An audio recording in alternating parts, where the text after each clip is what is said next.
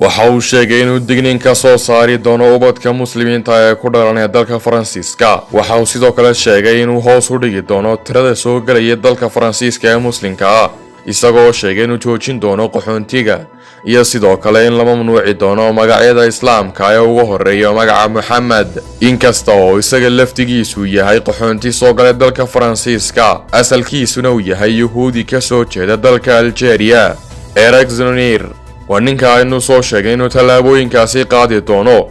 dowladda Faransiisku waxay u diyaargaroobaysaa sanadkii ugu soo aadan ee 2022 in la qabto doorasho madaxtinimo. waa mid ka mid ah musharaxiinta ugu cadcad, waana qofka ku jira kaalinta saddexaad marka laga imaado Marine Le Pen oo ah gabadha midigta fog, iyo sidoo kale Emmanuel Macron oo ah madaxweynaha talada haya ee hadda dalka Faransiiska. Eric Zemmour waa mid ka mid ah magacyada ugu saameynta badan ee hadda kuna soo biiray tartanka. Eric Zemmour waa saxafi, qoraa iyo sidoo kale siyaasi dhashay 1958. waxa uu wax badan ku qoray wargeysyada dalka Faransiiska, isaga oo leh buugaag dhowr oo wax ka qoray. waa shakhsi inta badan ku badan warbaahinta, isla mar ahaantaasina aad uga soo muuqda telefishinada dalka Faransiiska. waana qof inta badan ay hadaladiisu abuuraan dood iyo muran badan, taasi oo xaaladaha qaar gaadhsiisa in ay dadka isku qabsadaan aragtidiisa.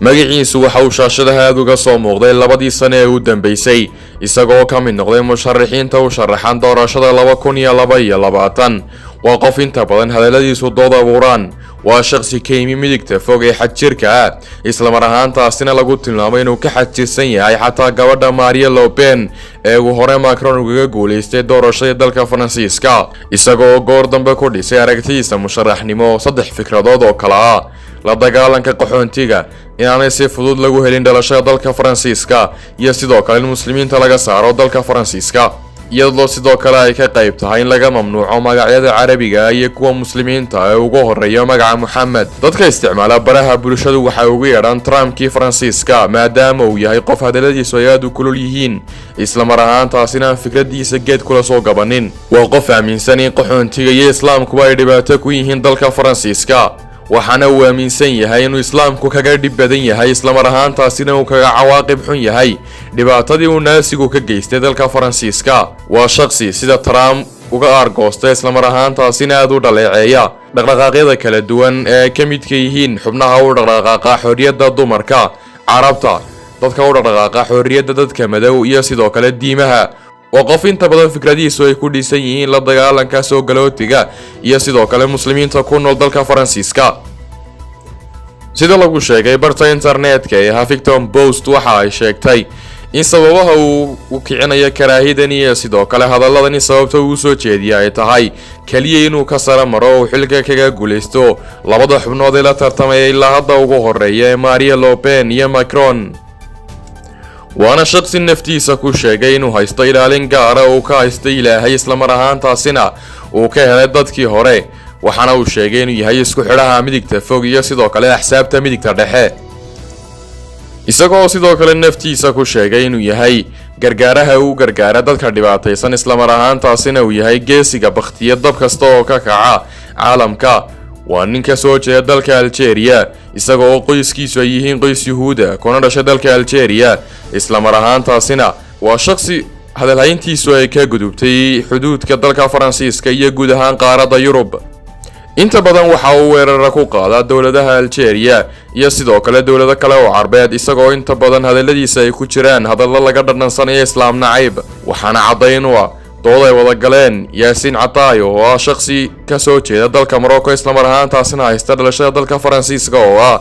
jilaa iyo sidoo kale majaajilayste ku nool dalkaasi. waxaana uu si toos ah uga hor sheegay inuu yahay qof barakaysan, isla mar ahaantaasina waxa uu sheegay in ay awowiyadii dhiigooga iyo naftoodaba u horeen la dagaalanka carabta iyo sidoo kale inay carabtu hesho dalka Algeria, isagoo sheegay qoyskiisa Yahuuda iyo awowyadiiba inay diideen inay u rukuucaan waxa uu ugu yeedhay muslimka liita iyo sidoo kale shucuubta carabta ee Algeria. waxaana uu musharaxani u arkaa qabsashadii Faransiisku uu qabsaday dalka Algeria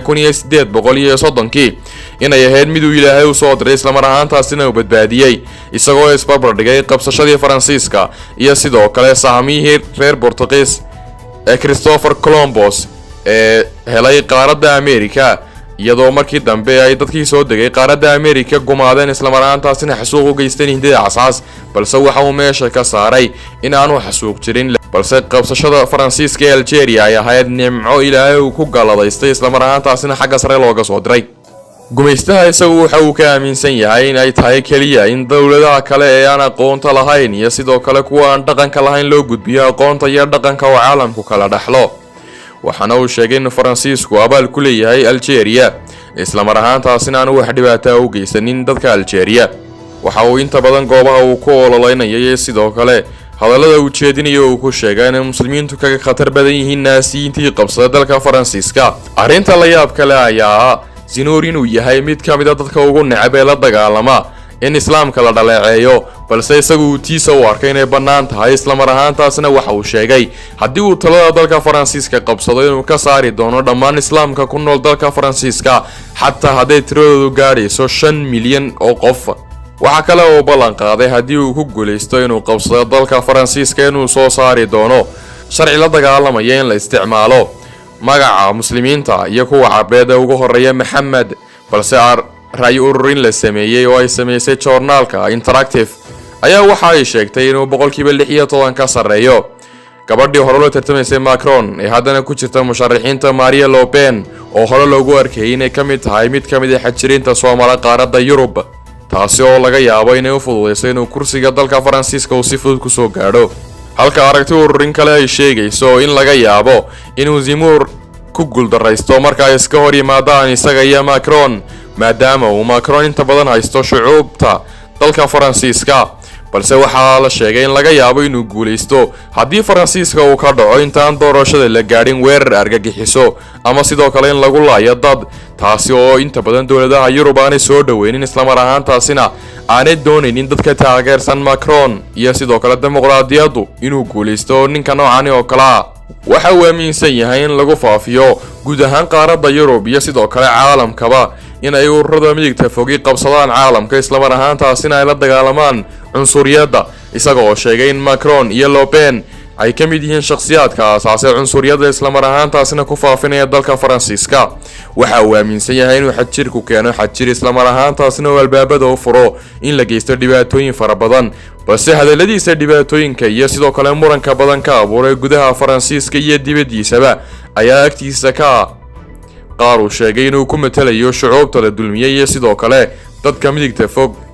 Yurub oo muddo ka badan 50 sanadood ku dagaalamaysa in la helo dimuqraadiyad iyo sidoo kale in ay dadku isaqbalaan isla markaantaasina qof kasta loo tixgeliyo diintiisa, aragtidiisa iyo sidoo kale waxa uu aaminsan yahay midabkiisa iyo wax la midka ah. ninkani waxa uu aaminsan yahay inay kuwaas yihiin wax la soo dhaafay isla markaantaasina ay hadda ku jiraan liiska waxba kama jiraanka ee laga soo gudbay marka loo barbardhigo aragtida uu isagu aaminsan yahay. waxaana uu sheegay in islaamka iyo sidoo kale aqbalaadda aragtida kale ay khatar ku tahay guud ahaan ummadda reer Yurub isla markaantaasina ay muhiim tahay in laga takhaluso. waxa laga yaabaa inuu ku guuleysto doorashada dalka Faransiiska, iyadoo sidoo kale aragtiyaha qaar ay sheegayaan in laga yaabo inuu ku guuldareysto, balse fursadda ugu dhow ee uu ku guuleysan karo ayaa haddii uu dalka Faransiiska ka dhaco weerar isla markaantaasina ay dawladda Faransiisku isticmaasho in weerarkaasi yahay weerar argagixiso oo loola dan leeyahay shacabka Faransiiska, taasi oo u fududeyn karta inuu si fudud ku gaadho kursiga iyo sidoo kale maamulka madaxtooyada magaalada Paris ee dalka Faransiiska.